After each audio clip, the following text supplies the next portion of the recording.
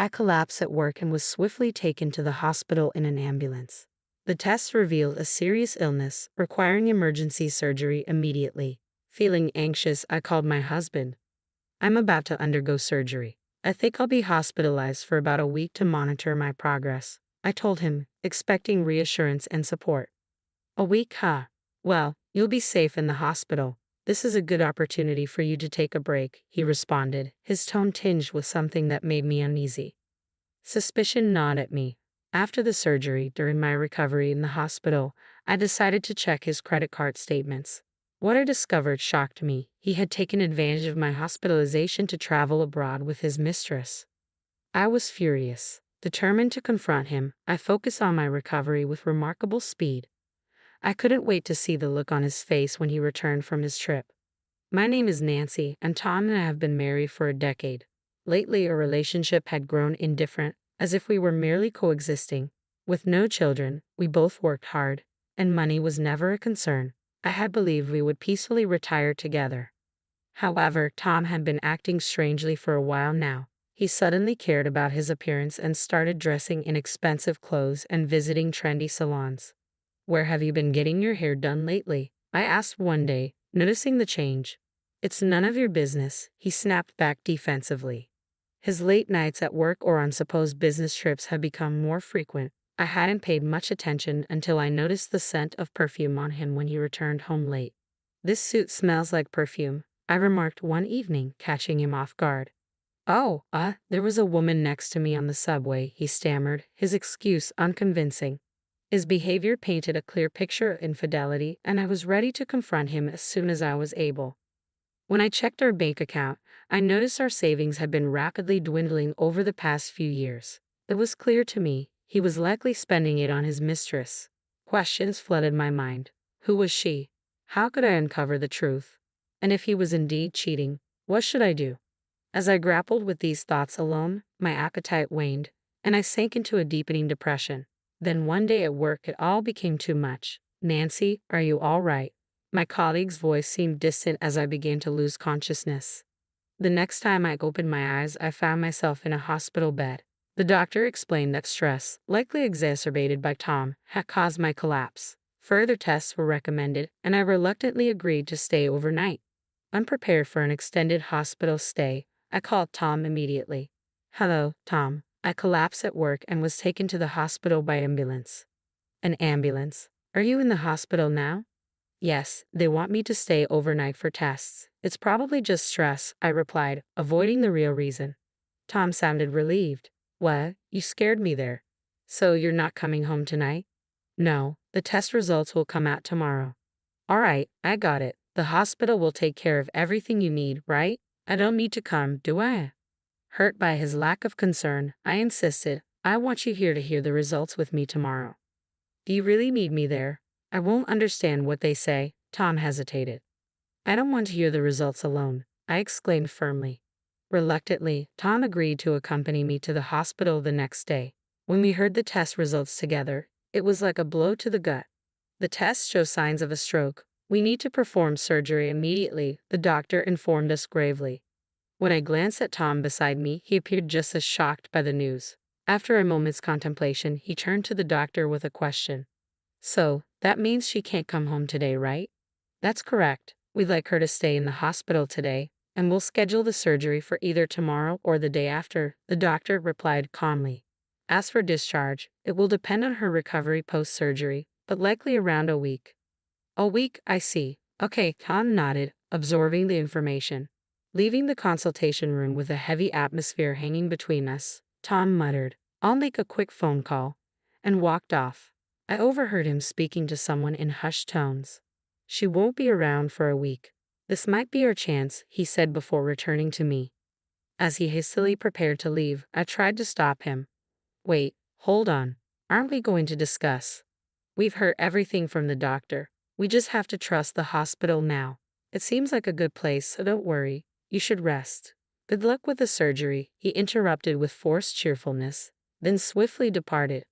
I called after him about the surgery time, but he didn't respond. From then on, Tom never showed up at the hospital. Despite a successful surgery, days went by without a word from him. Calls to our house phone went unanswered, and his cell phone remained out of reach. The memory of that phone call now filled me with a sinking feeling. I logged into Tom's online credit card statement, and what I found was staggering. There were records of 2 airplane tickets to Hawaii, among other expenses, all while I anxiously remained alone in the hospital. Tom was evidently enjoying a lavish trip abroad with his mistress. But that wasn't all. The statement revealed tens of thousands spent on designer brands and dining at upscale restaurants, a level of expenditure I had never imagined. Digging deeper, I traced their accommodations and found her social media profile. It was filled with photos of her and Tom on romantic dates. She seemed certain they wouldn't be discovered.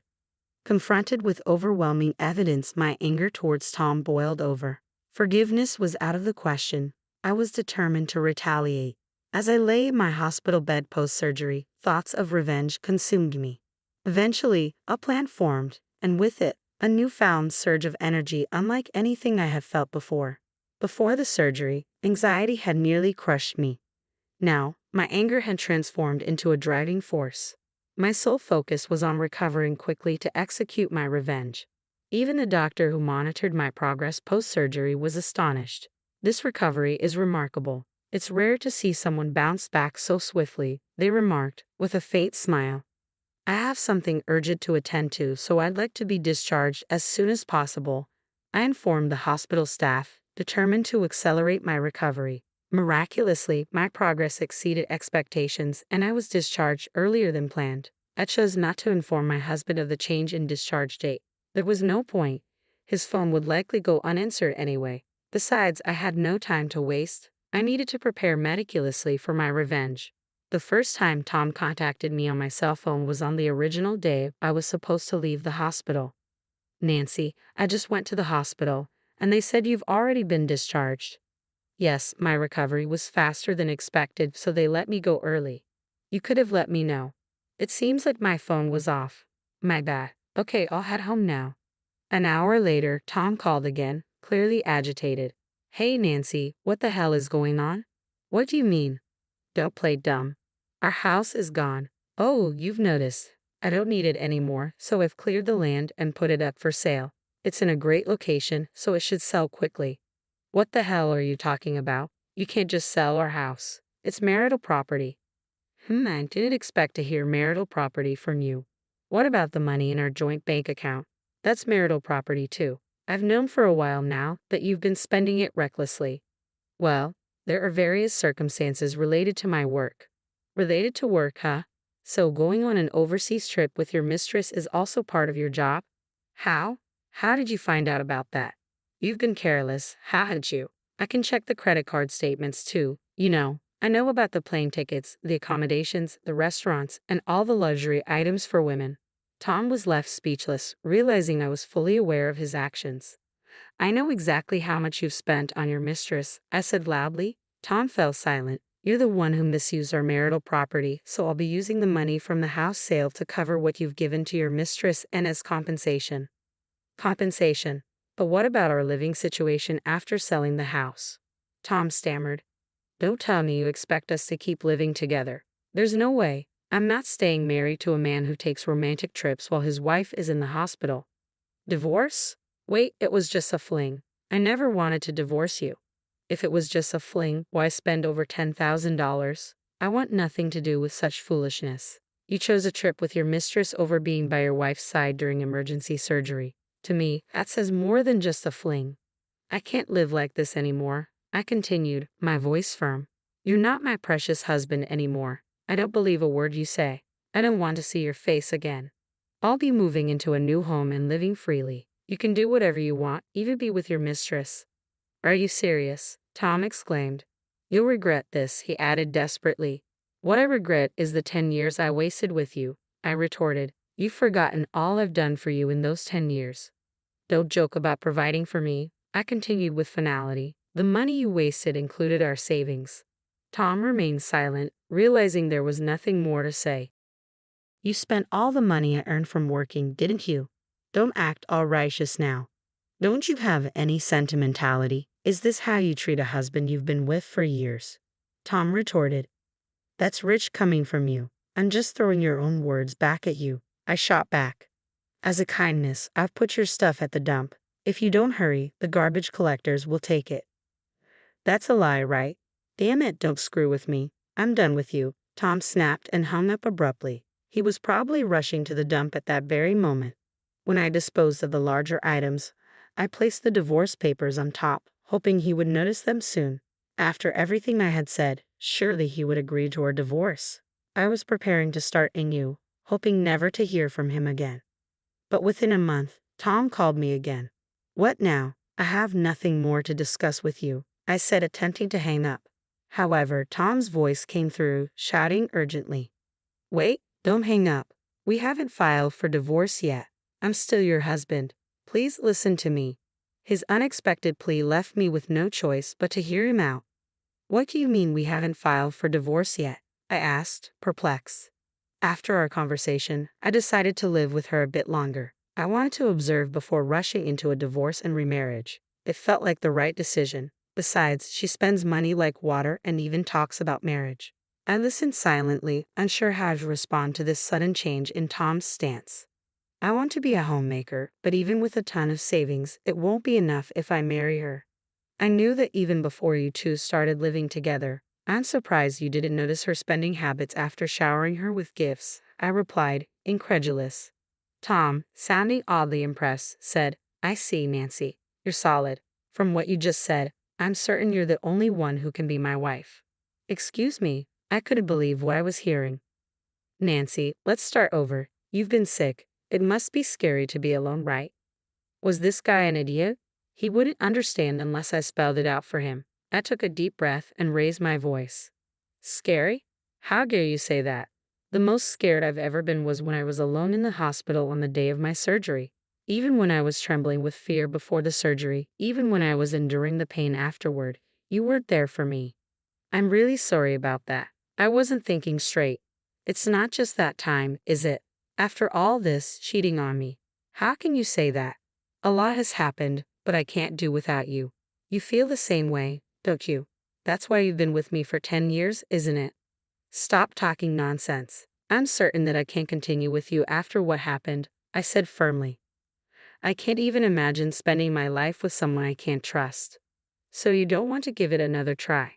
No, not at all. What about my feelings? My affection for you disappeared a long time ago. I still had feelings for you as a family member and thought we could spend the rest of our lives appreciating each other. But you trampled on those feelings. Tom fell silent. I left him with these final words. But I do have one thing to thank you for.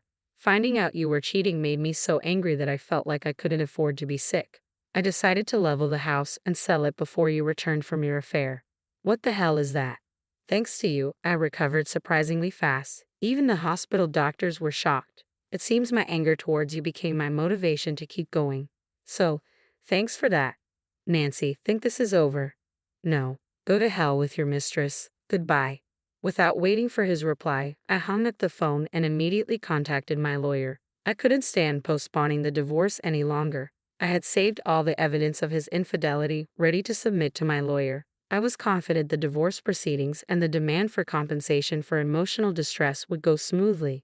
By leaving everything to my lawyer, I wouldn't need to contact Tom anymore.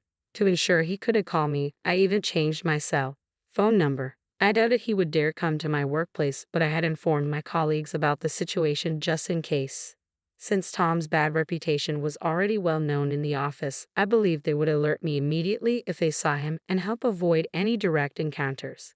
Everything proceeded exactly as I had planned. Tom, after hearing from the lawyer, obediently agreed to the divorce and accepted the demand for emotional distress compensation. As for his mistress, she apparently resigned herself to paying the compensation since she couldn't deny the affair. It seems she was ready to remarry Tom once our divorce was finalized, insisting on paying her part of the compensation from Tom's savings, treating it as if it belonged to both of them. At this rate, his savings would be drained in no time. He and his mistress seemed set to continue their irresponsible relationship, and I could see that Tom was headed for a tough time. Yet, I had no sympathy for him. He brought this on himself by cheating with a money-grabbing woman. On the other hand, I managed to rent an apartment of the same size as before using the money from selling our house and the compensation from the divorce. The fruitless 10 years I spent with Tom wouldn't come back, but now I could live my life without being controlled by him. If I ever remarried, it would be with someone who values trust. I made up my mind